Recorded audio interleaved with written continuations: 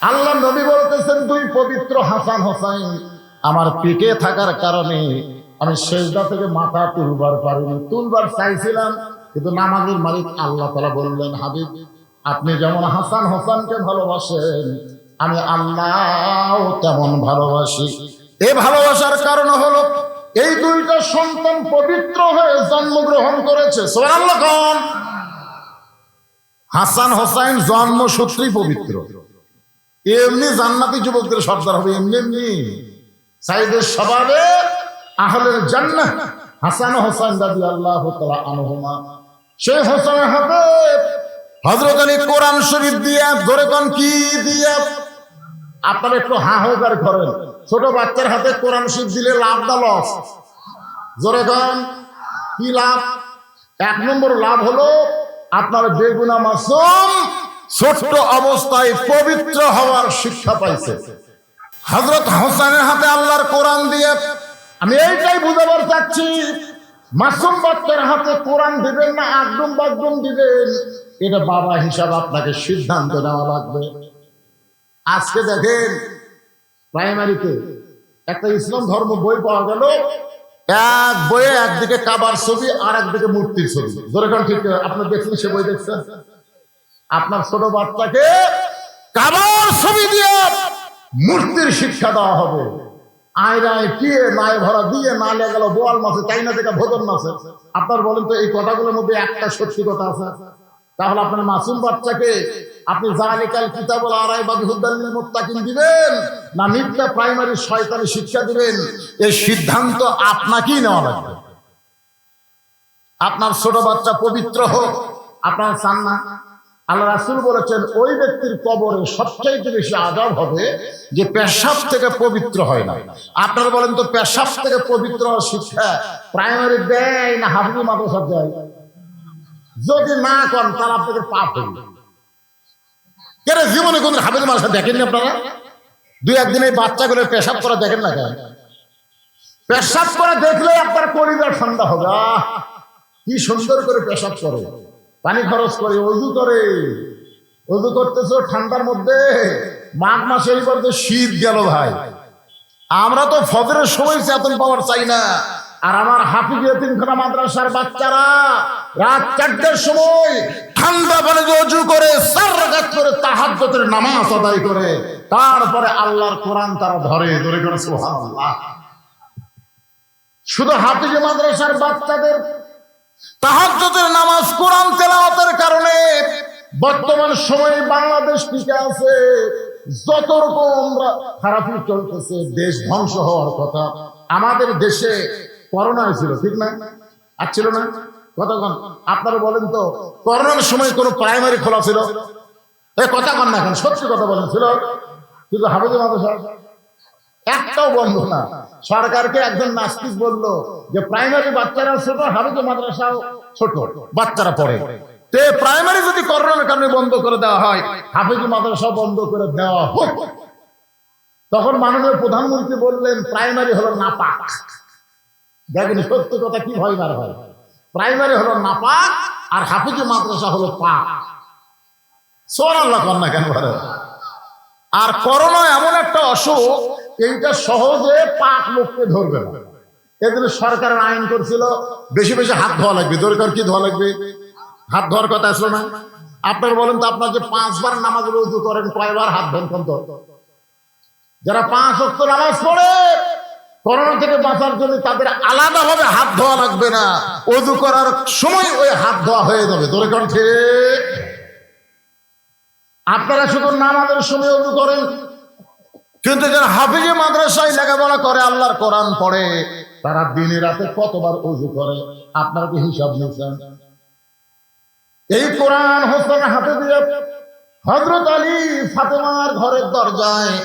আপনারা বলেন তো, সন্তান বড় হলে মায়ের ঘরে ঢুকতে হুকুম লাগবে, মেয়ে বড় হলে মেয়ের ঘরে বাবা ঢুকতে হুকুম লাগবে, কিন্তু স্বামী বউয়ের ঘরে ঢুকতে কোনো হুকুম জোরে কন কেন লাগে না? কেন লাগে না? বউয়ের ঘরে স্বামী ঢুকবে, হুকুম কেন লাগবে না? হুকুম না লাগার পিছনে কারণ হলো আল্লাহ কোরআনে বলেছেন, হুন্না পড়েন, হুন্না লিবাসুল লাকুম ওয়া আনতুম লিবাসুল লাহুন্না। যার বাংলা অর্থ হলো স্বামী বিবির পোশাক, বিবি হলো স্বামীর পোশাক। তাদের ভালোবাসা এমন, পোশাক যেমন মানুষ সব সময় পরে, স্বামী স্ত্রীর ভালোবাসা কি মাঝে মধ্যে না সব সময়? কথা কন না কেন? এই ফেব্রুয়ারি মাসের 14 তারিখে কি হবে? আপনারা গ্রামের মানুষ তো বুঝতে পারছেন না, শহরে যারা আছে এখন থেকে মালার বুক দিছে, মালার বুক। 14 ফেব্রুয়ারি ভ্যালেন্টাইন ডে, বিশ্ব ভালোবাসা দিবসে ওরা ভালোবাসার জোয়ার তুলবে। খ্রিস্টান ইহুদি এদের স্বামী স্ত্রীর মধ্যে কোনো সম্পর্ক নাই, বিয়ে করার পরে বউ কুটি স্বামী কুটি আর নিজেই জানে না, ওরা বছরে একদিন ভালোবাসা দেখায় ভ্যালেন্টাইন ডে। খ্রিস্টান ইহুদি হিন্দু বৌদ্ধ করতে পারে, কিন্তু মুসলমানের ঘরে কোনো ভ্যালেন্টাইন ডে নাই। মুসলমানের ভালোবাসা সব সময়। এ কথা কে বলেছেন? মাইকের সাউন্ডটা ক্লিয়ার করো। তারা কি মাইকে জনগণ ঠিক মতো ডিসপ্লে দেয় না। সবাই যেন, আপনারা কি সবাই আমার কথা সুন্দর পাচ্ছেন? ঠিকঠাক পাচ্ছেন? মাঝখানে তো হাত একটা উঠলো না, সুন্দর পাচ্ছেন? মাশাআল্লাহ। তাহলে একটু হোহা করবেন। এই আয়াতের দ্বারা আল্লাহ বুঝাই দিলেন স্বামী স্ত্রীর ভালোবাসা গরমকালেও যেমন আছে, শীতকালেও তেমন আছে না নাই? এরা কার কথা? হুন্না লিবাসুল লাকুম ওয়া আনতুম লিবাসুল লাহুন্না। স্বামী হলো বিবির পোশাক, বিবি হলো স্বামীর পোশাক। এজন্য বইয়ের ঘরে ঢুকতে স্বামীর অনুমতি লাগবে। বউ যদি ন্যাংটা হয়ে থাকে, স্বামীর জন্য অসুবিধা আছে? আছে? কোনো সমস্যা নাই। হযরত আলী নিজের বিবি ফাতেমার দরজা খুলে তাকায় দেখে ফাতেমা ডান হাতে আল্লাহর কোরআন তেলাওয়াত করতেছে আর বাম হাতে জাতা ঘুরাইতেছে। দরজা খোলার পরে তাকায় দেখে তার বিবি এই ডান হাতে আল্লাহর কোরআন তেলাওয়াত করতেছে আর বাম হাতে জাতা ঘুরাইতেছে। সঙ্গে সঙ্গে হযরত আলী চোখটা দরদর করে পানি পড়তেছে। আল্লাহ, ভাগ্য গুণে এমন একটা বিবি পাইছি, যে বিবি দুনিয়ার কাম করতে গিয়া আপনার কাম ভোলে না, বাম হাতে জাতা ঘুরাই ডান হাতে আল্লাহর কোরআন পড়ে। আল্লাহ রে, এইরকম বউ পাওয়া হলো ভাগ্যের ব্যাপার। ধরে কোন কিসের ব্যাপার? আর আপনারা যে মালটা পাচ্ছেন খবর কি?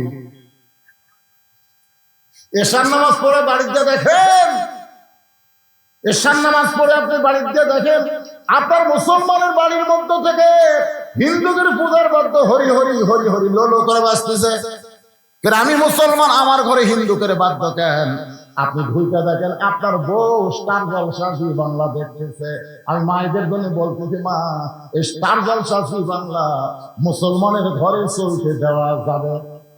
কেন যাবে না? 400 বছরের পুরাতন বাবরি মসজিদ, যেই মসজিদে মুসলমান 400 বছর হলে নামাজ পড়ে, সুবহানাল্লাহ কোন, সেই বাবরি মসজিদ ভাঙ্গা ভারত ওই জায়গায় রাম মন্দির উদ্বোধন করেছে।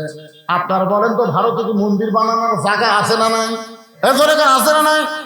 তাহলে মসজিদ ভাঙ্গা ওই জায়গায় মন্দির কেন বানালো? মসজিদ ভাঙ্গা যখন মন্দির বানালো তখন বোঝা লাগবে মুসলমানের কলিজার মধ্যে ভারত পা দিয়েছে, মুসলমানের কলিজার মধ্যে ভারত আঘাত দিয়েছে। কারণ মুসলমান নামাজ না পড়লেও আল্লাহর ঘর মসজিদকে জীবনের চাইতেও বেশি ভালোবাসে। কথা ঠিক? আচ্ছা, আপনাকে এই মঠ পুকুরের মসজিদ যদি কোনো হিন্দুরা ভাঙবার আসে, আপনাকে যারা বেনামাজি তারা কি বসে থাকবে? আল্লাহর ঘর ভাঙবো, জীবন থাকতে দেব না।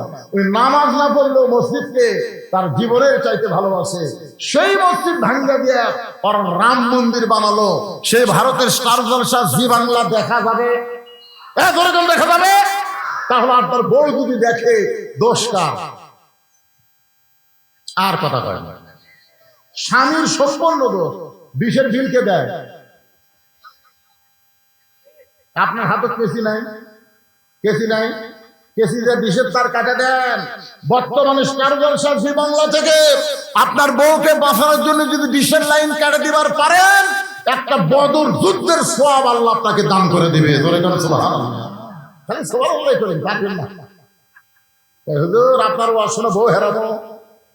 যে বউ স্টার জলসা জি বাংলা দেখে ওই বউ হেরানাই ভালো। ওই বউ ঘরে থাকলে ঘর আপনার জাহান্নাম হয়ে যাবে। ওই ঘরে কোনো বরকত থাকবে না। কোটি কোটি টাকা কামাই করবেন কিন্তু শান্তি থাকবে না। ধরে কারণ কি থাকবে না? মুসলমানের ঘরে আল্লাহর কোরআন তেলাওয়াত হবে, মুসলমানের ঘরের মধ্যে হিন্দুদের পূজার বাদ্য বাজতে পারে না। আমার মায়েরা যারা ওয়াজ শুনতেছেন, আপনাদের এক নম্বর আমল হলো পর্দা। এই পর্দা যদি আমল করতে চান তাহলে ভারতের স্টার জলসা জি বাংলা দেখা চলবে না। ওই নাটকের মধ্যে পুরুষ নারী আছে না নাই? আছে। মেয়ে মানুষের কাছে শুনলেন দেওয়ার সাথে ভাবির প্রেম। বড় ভাই চলে গেছে মালয়েশিয়ায়, এখন ছোট ভাই ভাবির কাছে ঘুর ঘুর করে ঘুরতেছে। ভাইয়া তোমার বর আমি যে দেবর, বুঝে দেখো ভাবি কার বেশি দাবি। ভাইয়া গেছে মালয়েশিয়ায়, আমি এখন আসি। আপনাকে এলাকায় বেশিরভাগ লোক বিদেশে যায় না, এত রকম রাইখে যায় না। বউ আগে সাইজ করে তারপরে বিদেশে যায়। আমার মায়ের একটু মনোযোগ দিয়ে শুনবেন। হযরত আলীর সঙ্গে সঙ্গে জবান ফসকে বার হয়ে গেছে, বলবার চাইনি কিন্তু জবান ফসকে বার হয়ে গেছে। রব্বানা, সকলে পড়েন, রব্বানা আতিনা ফিদ দুনিয়া হাসানাতাও ওয়া ফিল আখিরাতি হাসানা ওয়া কিনা আযাবান নার। এটা হযরত আলীর জবান ফসকে গেছে, বার হবার পাইনি, বের হয়ে গেছে। সঙ্গে সঙ্গে ফাতেমা কোরআন আয়াত শোনার সঙ্গে সঙ্গে জাতা ঘুরানো বন্ধ, কোরআন তেলাওয়াত বন্ধ করেছে। জাতা ঘুরানো বন্ধ, কোরআন তেলাওয়াত বন্ধ।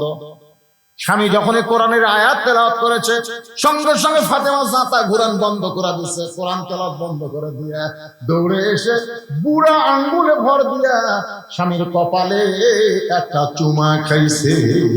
সুবহানাল্লাহ। আলী বলে, ফাতেমা তুমি জাতা ঘুরাচ্ছ, কোরআন পড়তেছো, সেইগুলো বাদ দিয়া আমার কপালে চুমা দিলে। ফাতেমা বলে, স্বামী গো, আপনি কি জানেন না স্বামী যখন ঘরের মধ্যে আসবে তখন বিবির সমস্ত কাজ কাম আল্লাহ হারাম করে দিবে। একমাত্র কাজ হলো স্বামীকে খুশি করা। সুবহানাল্লাহ কর না কেন? স্বামী যখন ঘরের মধ্যে আসবে তখন বইয়ের কয় কাজ? আপনারা মনে হয় শান্তি নাই ঘরে, কথা কর না কেন? শোনা যাচ্ছে না? শোনা যাচ্ছে? তাহলে স্বামী যখন বইয়ের ঘরে আসবে তখন বইয়ের কয় কাজ? একমাত্র কাজ, সে কাজ হলো স্বামীকে খুশি করা। জাতা ঘুরান বন্ধ, কোরআন তেলাওয়াত বন্ধ। স্বামীর কপালে চুমা দিতে হযরত আলী বলতেছেন, ফাতেমা জাতা ঘুরান বন্ধ করলে ঠিক আছে, কিন্তু আল্লাহর কোরআন তেলাওয়াত বন্ধ করলে। ফাতেমা বলে, স্বামী গো, আমার বাবা আল্লাহর নবী আমারে কইছে, ফাতেমা আল্লাহ ছাড়া কাউকে যদি সেজদা দেওয়ার হুকুম থাকতো তাহলে তোমাকে বলতাম আলীর পায়ে সেজদা করো। আল্লাহ ছাড়া কাউকে যদি সেজদা দেওয়ার হুকুম থাকতো তাহলে তোমাকে বলতাম স্বামীর পায়ে সেজদা করো। এ কথা তার নবী বুঝাইলেন, আল্লাহ ছাড়া কাউকে সেজদা দেওয়া যাবে না, কিন্তু প্রত্যেকটা নারীদের জন্য স্বামীর পায়ে সেজদা দেওয়ার কথা বলার পেছনে কারণ হলো আল্লাহর পরে মেয়ে মানুষের কাছে সবচাইতে দামি ওই মহান ব্যক্তি হলো তার স্বামী। আল্লাহর পরে বইয়ের কাছে সবচাইতে দামি ব্যক্তির নাম কি?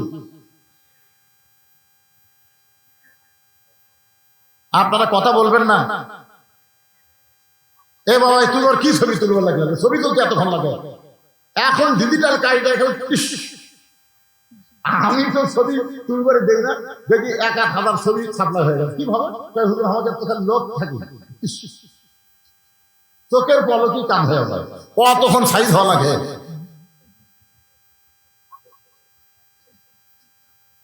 আল্লাহর পরে মেয়ে মানুষের কাছে সবচাইতে দামি ওই মহান ব্যক্তির নাম কি?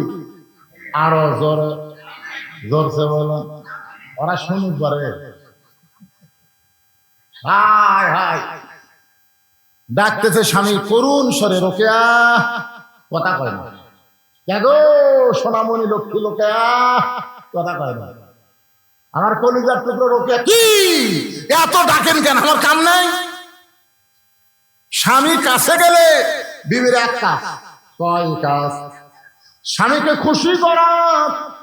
ফাতেমা বলে, স্বামী গো, আল্লাহ নবী বলেছেন শুধুমাত্র ফরজ নামাজ যখন শুরু করবে, শুধুমাত্র ফরজ নামাজ যখন শুরু করবে ওই সময় স্বামী যদি ডাক দেয় তাহলে স্বামীর ডাকে উত্তর দেওয়া যাবে না।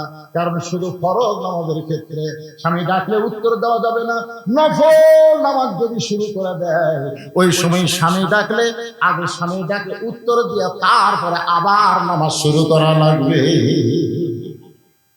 আল্লাহ নবী বলেছেন স্বামীর হুকুম ছাড়া নফল রোজা করা যাবে না। এ মায়েরা, আমার তো হুজুর সবে মেরাজের কয় রোজা? সবে মেরাজের কোন রোজা আছে?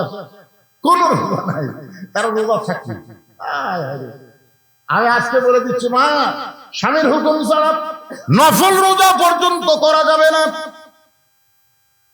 হযরত আলী বলেন, ফাতেমা তুমি আমার কপালে চুমা দিলা। আল্লাহ রাসূল বলেছেন কোন স্বামী যদি বিবির দুই ভুরুর মাঝখানে, এই যে দুইটা ভুরু আছে, এই ভুরুর মাঝখানে একটা চুমা খায়, তার আমল নামায় আল্লাহ খুশি হয়ে একটা উমরা হজের সওয়াব দেয়। কোন জায়গায় চুমা খাবেন? কার কার চুমা খাবেন? আবার তারা বিয়ে করেন, আবার চান্স নেন। 14 ফেব্রুয়ারিতে হুজুর ওয়াজ করছে রে উমরা হজের সওয়াব। আমরা দুইজন চুমা চুরি করি। শুধুমাত্র স্বামী তার বিবির এই দুই ভুরুর মাঝখানে একটা চুমা দেওয়ার সঙ্গে সঙ্গে আল্লাহ এত খুশি হয়, তার আমল নামায় একটা উমরা হজের সওয়াব দেয়া দেয়। বলে কোন সুবহানাল্লাহ।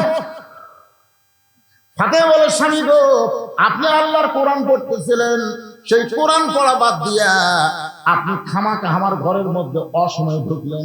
আপনি তো এই সময় কোরআন পড়তেছেন। ধরে কোন কি পড়তেছেন? হযরত আলী কি পড়তেছেন? ফাতেমা ঘরের মধ্যে কি পড়তেছে? ধরে কয় আলীর কোরআন পড়া ফাতেমা শুনতে পাবে, কিন্তু ফাতেমার কোরআন পড়া আলীকে শুনানো যাবে না। মেয়ে মানুষেরা ফরজ নামাজের মধ্যেও যদি কোরআন পড়ে আস্তে আস্তে পড়া লাগবে, কাউকে শুনানো যাবে। এই খেয়াল করবে, মেয়েরা কোরআন শরীফ পড়াও করে যাবে না। তাহলে কোরআন তেলাওয়াত বাদ দিয়ে আপনি অসময় ঘরের মধ্যে ঢুকলেন। আলী বলতেন, ফাতেমা আমি ঢুকবার চাইনি, ঢুকতে চাইছিল তোমার হোসাইন। কে ঢুকবার চাইছিল? আমি ঢুকতে চাইনি, ঢুকতে চাইছিল তোমার হোসাইন। আমি বর্তমান হোসাইনকে তোমার দরজা থেকে টান দিয়া ওর হাতে আল্লাহর কোরআন দিয়েছি। সঙ্গে সঙ্গে ফাতেমাকে আলহামদুলিল্লাহ, ওই বাবা মারাই হলো সবচাইতে বড় ভাগ্যবান যার শিশু বাচ্চার হাতে থাকবে আল্লাহর কোরআন। কেউ কিছুই করে বলে কোন বাবা মা? ওই বাবা মা সবচাইতে বড় ভাগ্যবান যার শিশু বাচ্চার হাতে থাকবে আল্লাহর কোরআন। আজকে বাংলাদেশের সমস্ত শিশু বাচ্চার হাতে এই কোরআন শরীফ দেওয়ার দরকার আছে না নাই? আমরা যখন ছোট ছিলাম তখন আমাদের পারিবারিক ভাবে আল্লাহর কোরআন শিক্ষা দেওয়ার জন্য আমাদের বাপ মা চেষ্টা করত। আর এখনকার ছেলেরা একেবারে ছোট্ট বাচ্চা নিয়ে এসে আমার কাছে, হুজুর খালি কান্দে, একটু দোয়াদের উপরে ফু দেন তো। আমি দোয়াদের উপরে ফু দিলাম, আমার কান্না আরো বেড়ে গেছে। হুজুর কি দোয়া করলেন? আমি পানি পড়া দিলাম, কান্না থামে না। মেয়ের সন্তানের মা বলতে, হুজুর বর্তমানে দোয়া দরুদের আর ফজিলত নাই। কি দোয়া দেন, থামে না তো। 1-1 মাস পরে বললাম, মা খবর কি? বলে আর কান্দে না। ওর বাপ একটা মোবাইল কিনে দিতে, হুজুর যখনই কান্দে তখনই চালু করে দেয়, আর কান্দে না। আপনারা বলেন ছোট্ট মাসুম বাচ্চা এখনো ঠিক মতো কথাবার্তা বলবার পারে না, তার কান্না থামাচ্ছেন মোবাইল দিয়ে। ওই বড় হলে কি মাল হবে চিন্তা করছেন? আজ বুঝতেছেন না, ঠিকই বুঝবেন। কিন্তু তখন চোখের পানি বের করে কানবেন। মুরব্বির সামনে কয়, হুজুর ভালো করে দোয়া করেন, আমার বেটা আগে ভালোই ছিল, কিন্তু বিয়া পড়ার পরে বউ পাইয়া আমার বেটা আর বাপ মার সঙ্গে কথা কয় না। আমি কইলাম, এখানে কার জন্য দোয়া করব?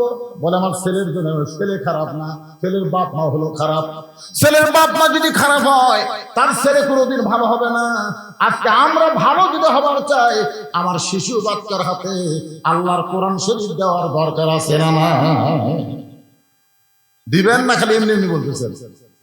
এখন কারা কারা শিশু বাচ্চার হাতে আল্লাহর কোরআন দিবার চান, এই নিয়তে সবাই একটু আল্লাহর হাত দেখেন তো, দেখি কয়জন হাত তোলে। লিল্লাহে তাকবীর, হাত নামান। আচ্ছা, আমার ভাইও হাত তুললো, আমিও হাত তুললাম। আপনারা বলেন তো আমাদের বাচ্চা হওয়ার চান্স আছে? আচ্ছা, আপনি মনে হয় তুলেন না, তুলছেন হাত তুলছেন। আচ্ছা, আপনারা এখন করবেন হুজুর আপনি তো শিশু বাচ্চা হাতে কোরআন শরীফ দিবার জন্য হাত তুললেন, হামা করে তুলে দিলেন, এই বুড়া বয়সে বাচ্চা কুটি পাবেন? বিশ্বাস করেন আমার 3 মেয়ের মধ্যে এই ছোট মেয়ে তানজিমুল উম্মাহ হাফেজি মাদ্রাসায় পড়ে, আমার এক নাতি হোসাইন মাদ্রাসায় পড়ে, আমার আর এক নাতি সে হলি কোরআন মাদ্রাসায় পড়ে। তার মানে বোঝা গেল আমাদের শিশু বাচ্চা মানে আমাদের নাতি নাতনিকে, আর ছেলে মেয়ে না পারলে না পারে আমাদের নাতি নাতনিদের হাতে আল্লাহর কোরআন তুলে দিব, এরকম নিয়ত আছে না নাই? আছে না নাই? আরে আমি পারি না, আমার ছেলেও পারেনি, কিন্তু আমার নাতি, আমার আব্দুল আজিজ ভাই বলতে হুজুর আমার নাতির জন্য দোয়া করবেন, এক হাফেজ বানাবো। নিজে কিন্তু মাদ্রাসার প্রতিষ্ঠাতা সভাপতি, অথচ তার মেয়েকে তার ছেলেকে কিন্তু হাফেজ বানাবার পারে নাই, বানাবে তার নাতিকে। তা আমরাও যদি নাও পারি, আমাদের নাতি নাতনি আছে না নাই? দরকার আছে না নাই? এখন আজকে সিদ্ধান্ত নেন, আপনার ওই মাসুম বাচ্চা নাতি নাতনিকে প্রাইমারিতে যদি দিবার চান, দেওয়ার আগে এই মাদ্রাসায় কোরআনের সবক দেওয়া লাগবে। রাজি আছেন? কিন্তু এই মাদ্রাসা থেকে আপনাদের সামনে 7 জন কোরআনের পাখিকে উপস্থাপন করা হবে। 7 জন কোরআনের পাখি আজকে দেখবেন, যারা 30 পারা কোরআন হিফজ করার কারণে তাদের মাথায় আজকে সনদি পাগড়ি দেওয়া হবে। সুবহানাল্লাহ। একটা কোরআনের হাফেজ সম্পর্কে রাসূল বলেছেন সে জান্নাতে যাবে, একলা যাবে না, তার আত্মীয় মধ্যে 10 জনের উপর জাহান্নাম ওয়াজিব হয়ে গেছে। এমন জাহান্নামী মানুষকে সুপারিশ করে একটা হাফেজ জান্নাতে নিয়ে যাবে। ধরে কোন সুবহানাল্লাহ। আপনি বলেন তো একটা ডাক্তার কয়জনকে সুপারিশ করবে? একটা ইঞ্জিনিয়ার, একজন ব্যারিস্টার, কেউ পারবে না, কিন্তু একজন হাফেজ সাহেব পারবে। এই জন্য আল্লাহর কোরআনের গুরুত্ব কত বেশি ভাই। এই মাদ্রাসা টিকে রাখতে গেলে সরকারি কোনো অনুদান নাই। আপনার দেখবেন প্রাইমারি পরে সরকারের টাকা দিয়ে চলে কি চলে না? এরকম চলে কি চলে না? কিন্তু হাফেজি মাদ্রাসা কিন্তু সরকারের টাকা দিয়ে চলে না, এইটা চলে আপনাদের টাকা দিয়ে। আপনারা দান করেন, আর এই দান করার কারণে আসমানের বেলা জমিনের বেলা থেকে আল্লাহ পাক আপনাদের হেফাজত করে। অনেক মানুষ ডাক্তার দিয়ে কাম হয় না, নবীর মাদ্রাসায় 1000 টাকা দান করলে আর সদকাতু তারুদ্দুল বালা, দান সদকা করলে আল্লাহ তার বালা মুসিবতকে দূর করে দেয়। আপনারা যারা এখানে বসে আছেন একটু মনোযোগ দেন। হযরত ফাতেমা বলতে, স্বামী গো, হোসেনের হাতে কোরআন শরীফ দিয়া আপনি ঘরের মধ্যে ঢুকলেন, এইটাই কি কারণ নাকি? আলী বলতে, ফাতেমা এইটা কারণ না, দরজার কতগুলো মেয়ে মানুষ দাঁড়িয়ে আছে। জোরে কোন কি মানুষ? কতগুলো মেয়ে মানুষ দাঁড়িয়ে আছে, তারা তোমার সঙ্গে দেখা করতে চায়। তুমি অনুমতি দিলে আমি তাদের জন্য দরজা খুলে দিব। ও ফাতেমা, তুমি কি অনুমতি দিবা? ওই মেয়েরা তোমার সঙ্গে দেখা করবে। ফাতেমা বলতে, আপনি আমার স্বামী, আমার কাছে অনুমতি কেন চাচ্ছেন? মেয়ের আমার সঙ্গে দেখা করবে, আমার কোনো আপত্তি নাই, কিন্তু আপনাকে কষ্ট করে পর্দার ব্যবস্থা করা লাগবে। আলী মুসলিমকে হাসার বলে, ফাতেমা তুমি কি পাগলি হয়েছে নাকি? মেয়েরা মেয়ের সঙ্গে দেখা করবে, এখানে কোনো পর্দা লাগবে না। আপনারা বলেন তো হযরত ছোট আলেম না বড় আলেম? কত বড়! আল্লাহ রাসূল বলেছেন, আনা মাদিনাতুল ইলমি ওয়া আলিউ বাবুহা, আমি হচ্ছে এলেমের শহর, আলী হচ্ছে তার দরওয়াজা। সুবহানাল্লাহ। তাহলে এত বড় আলেমকে ফাতেমা বলতেছে, মেয়েরা যদি আমার সঙ্গে দেখা করবার চায় তাহলে আপনাকে কষ্ট করে পর্দার ব্যবস্থা করা লাগবে। আলী বলে, ফাতেমা মেয়েরা দেখা করবে, এখানে পর্দার কি লাগবে? ফাতেমা বলে, স্বামী গো, আপনার সঙ্গে তর্ক করতে চাই না, তবে একটা কথা মনে রাখেন, পর্দা বিষয়ে আমার চাইতে আপনি কম জানেন। সুবহানাল্লাহ করবেন না? আর স্বামীকে বলতেছে, বিশ্ব আলেমকে বলতেছে, একটা কথা মনে রাখেন, পর্দা বিষয় আমার চাইতে আপনি কম জানেন। সঙ্গে সঙ্গে আলী বলেন, ফাতেমা তাহলে তুমি বক্তা হও, আমি তোমার শ্রোতা হই, পর্দা বিষয় আমার চাইতে তুমি কি জানো? ফাতেমা বলতেছে, ওগো স্বামী, মনে কষ্ট নেন না, যে মেয়েরা আমার সঙ্গে দেখা করবে আপনি কি তাদের চেনেন? যে মেয়ের আমার সঙ্গে দেখা করবে আপনি কি তাদের চেনেন? আলী কিন্তু চুপ চলছে, যেই বলছে চেনেন, কিছু বলবেন?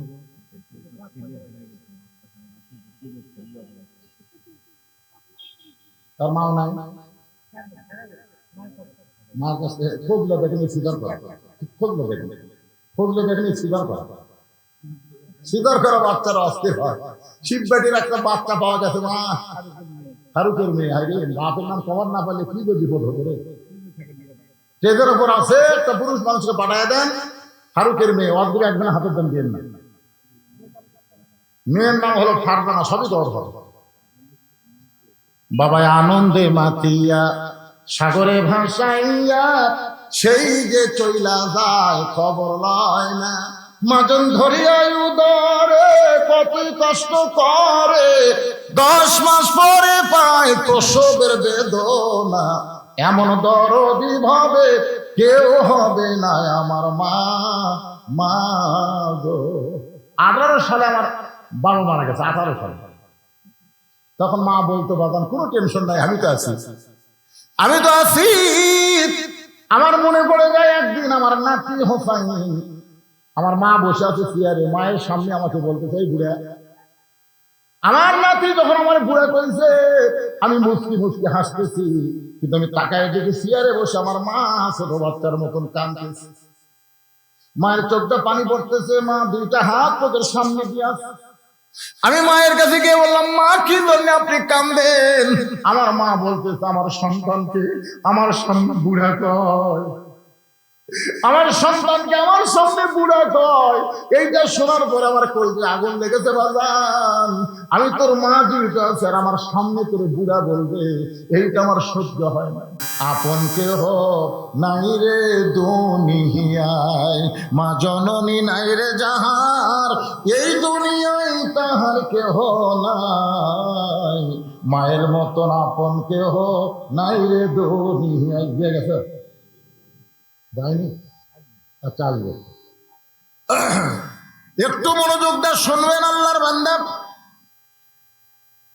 যে ফাতেমা বলেছে দরজার যেগুলা মেয়ে দাঁড়ায় আছে আপনি তাদের চিনেন, একই কথা কইছে, চিনেন? আপনার বলেন তো, হযরত আলী যদি বলি চিনি, তাহলে কি ঘটনা ঘটবে?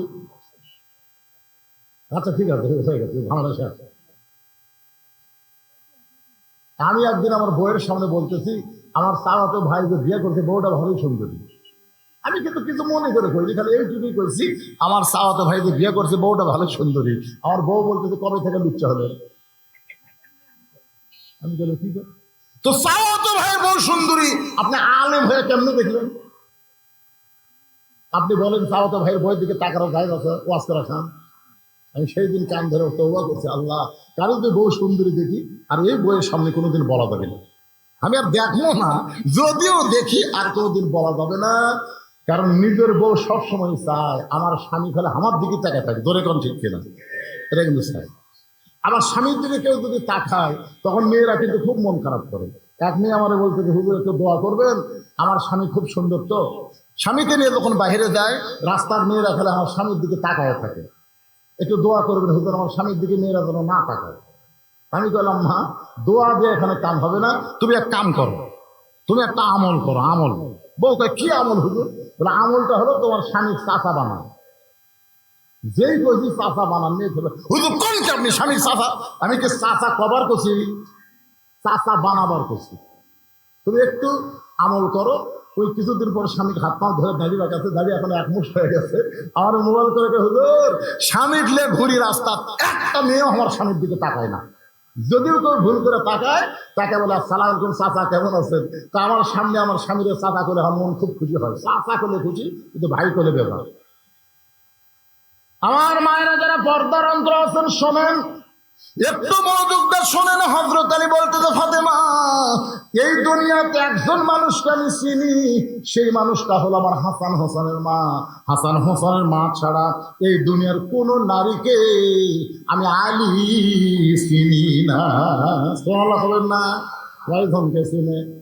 এখন কয়জনকে? একজনকে চিনি, সেইটা হলো হাসান হোসেনের মা।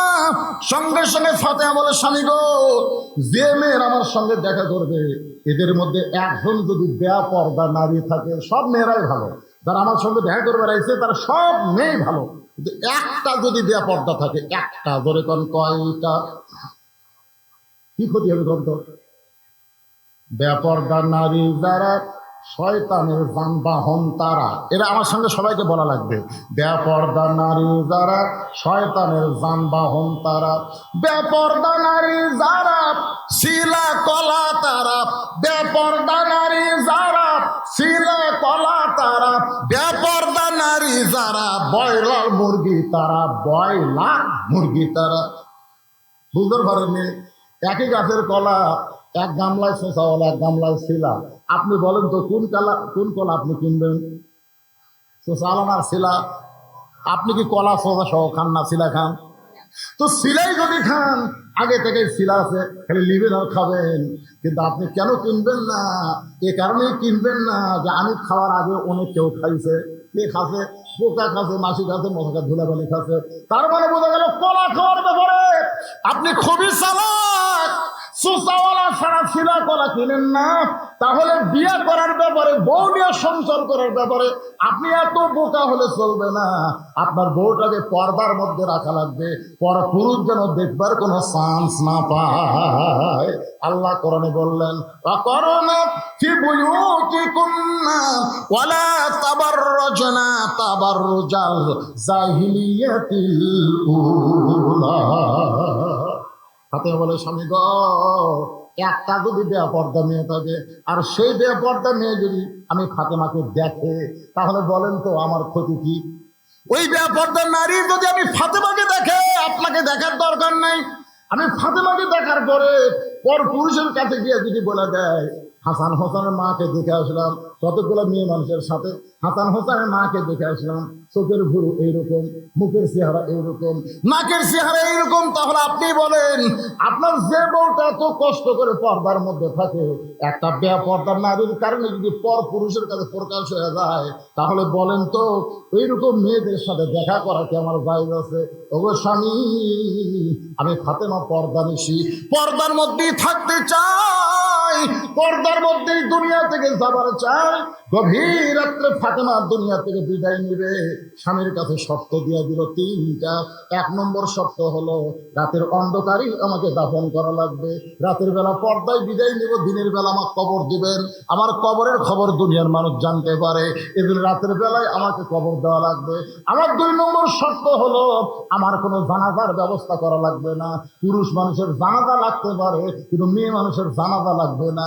কারণ মেয়ে মানুষের শুধু স্বামী যদি বলে, আল্লাহ আমার বইয়ের প্রতি আমি রাজি হয়ে গেলাম, সঙ্গে সঙ্গে আল্লাহ তার জান্নাতের দরজা খুলে দিবে। কোনো পুরুষের দোয়া লাগবে না, স্বামীর দোয়া হলে বইয়ের জান্নাত হবে। আমার লাশটা খাটনি তুলবেন না।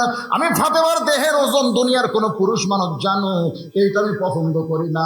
আপনি আমাকে কান্দে করে জান্নাতুল বাকির পূর্ব কোনায় গোপনে দাফন করে দিবে। আমার পর্দার কারণে আমার কবরের খবর যেন কেউ না জানে। গভীর রাত্রে হযরত আলী ফাতেমাকে দাফন করার পর আল্লাহকে বলতেছেন, আল্লাহ আমার ফাতেমাকে তুমি কবুল করে নাও। এ দোয়া করাও শেষ, তাকায় দেখে সামনে কয়েকটা পুরাতন কবর। এই মাত্র ফাতেমার কবর দিল, সেই নতুন কবর আর স্বামী আলী দেখতে পায় না। এখনই ফাতেমার কবর দিলাম, সেই কবরটা গেল কোন জায়গায়? তাহলে নতুন কবর খুঁজতেছে, পুরাতন কবরের ভিড়ে নতুন কবর আর আলী শনাক্ত করতে পারে না। চিৎকার দিয়ে বলে, ফাতেমার কবর কোথায়? ফাতেমার কবর। কে যেন ডাকতে বলে, আলী রে, ফাতেমা পর্দা নিশি, আমি আল্লাহ জোহরা ডিগ্রি দিয়া ফাতেমার কবরটাকে কিয়ামত পর্যন্ত পর্দা করে দিয়েছি। আমার মায়েরা, সে ফাতেমার সিগনেচার ছাড়া একটা মেয়েও জান্নাতে যাবে না। কারণ বাংলাদেশের নেত্রী যদি হাসিনা হয়, জান্নাতের নেত্রী হলো ফাতেমা। সুবহানাল্লাহ কন্যা। জান্নাতি নারীদের নেত্রীর নাম কি? প্রত্যেক জুমার স্বামী খুদ্ ইমাম সাহেব কি শোনায়? আরবিতে বলে সাইদাতুন নিসায়ে আহলেল জান্নাহ ফাতেমাতুজ জোহরা রাদিয়াল্লাহু তাআলা আনহা। আমার মায়েরা একবার চুপ হয়ে গেছে। মা, আপনাদের পর্দার ওয়াজ শেষ। এখন আপনাদের জন্য ওয়াতাওয়াসাউ বিল হক ওয়াতাওয়াসাউ বিস সবর। সূরা আসরের 4টা বিষয়, 2টা বিষয় পুরুষের জন্য নামাজ আর নারীদের জন্য পর্দা হয়ে গেল। ওয়া আমিলুস সলিহাত শেষ।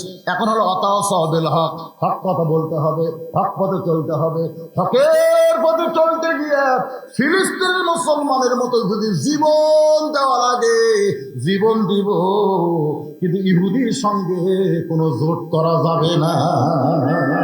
জোরে কণ্ঠে। এখন হকের পথে চলবার গেলে বাতিলের সঙ্গে আপোষ করা যাবে। আপোষ বোঝেন? আপোষ বোঝেন? বোঝেন না তো। এই কোরআন শরীফে আল্লাহ বলেছেন, কুল জাল হক ওয়া যাহাকাল বাতিল ইন্নাল বাতিলা কানা যাহুকা। এই কোরআন হলো হক। জোরে গান কোরআন কি? এই হক কোরআনের পক্ষে কারা কারা দুই হাত তুলে আমার আল্লাহকে দেখান। একটু দুই হাত তুলে আল্লাহ দেখো। আল্লাহ তোমার কোরআনের ময়দানে ওয়াতাওয়াসাবিল হক আলোচনার আগে দুই হাত তুলে তোমার বান্দারা দেখাইছে। এই হাতগুলো তুমি জান্নাতের জন্য কবুল করো। জোরে গান আমিন। লিল্লাহি তাকবীর। এই কোরআন হক। সেই কোরআনের মাদ্রাসায় সরকার টাকা দেয় না, আপনাদের দানে চালাতে হয়। আজকে সরকার যদি টাকা দিত কোরআনের মাদ্রাসা সরকারি হতো, তাহলে নেতাদের সন্তানও কিন্তু কোরআনের হাফেজ হতো। আজকে যদি 7টাকে পাগড়ি পরানো হয়, 7 জন, কয়জন? 7 জনের মধ্যে আপনার খুঁজলে দেখবেন একটা চেয়ারম্যানের বেটা নাই, কিওনের বেটা নাই, এমপির বেটা নাই, ওসিএসপির বেটা নাই। যারাই কোরআনের হাফেজ হচ্ছে তারাই কিন্তু গরিবের সন্তান। আপনি খুঁজলে দেখেন এই মাদ্রাসার সভাপতির ছেলেও হাফেজ নাই, এই মাদ্রাসার ছেলেও হাফেজ নাই। এরা ধনী মানুষ, এরা মাদ্রাসার দায়িত্ব পাচ্ছে, কিন্তু সন্তানগুলোকে হাফেজ করে না। পরে কারা খুঁজলে দেখেন যে 7টার মাথায় পাগড়ি পরানো হবে, হয়তো মঠ পুকুরের একটাও নাই। কথা কর না কেন? তো এই জন্য মাদ্রাসা না আচ্ছা দেখি সরে ফিরে আসুন, সে মানটা ফিরে আসুন দেখি। মঠ পুকুরের কে হাফেজ গুলো এতক্ষণ আসে না রে? তোমাকে কি বলা হচ্ছে? 7টা বাজলে পাগড়ি দেওয়া হবে, 7টার সময়। এখন 7টা 4 বাজতেছে। হ্যাঁ, 7 জন করে কোন কয় জন? 7 হাফেজের আগমন। সবাই যেমন হাফেজকে শুভেচ্ছা না, 7 হাফেজের আগমন। আপনার বলবেন শুভেচ্ছা স্বাগতম। 7 হাফেজের আগমন মঠপুকুরিয়া মাদ্রাসার পক্ষ থেকে আসসালাম, শুভেচ্ছা। মঠপুকুরিয়ার মাদ্রাসার পক্ষ থেকে, মঠপুকুর মাহফিলের পক্ষ থেকে লিল্লাহি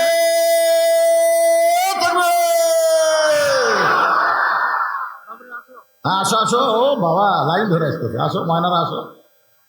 কোরআনের পাখি রে, 30 পারা কোরআন সিনার মধ্যে আল্লাহ ঢুকাই দিছে।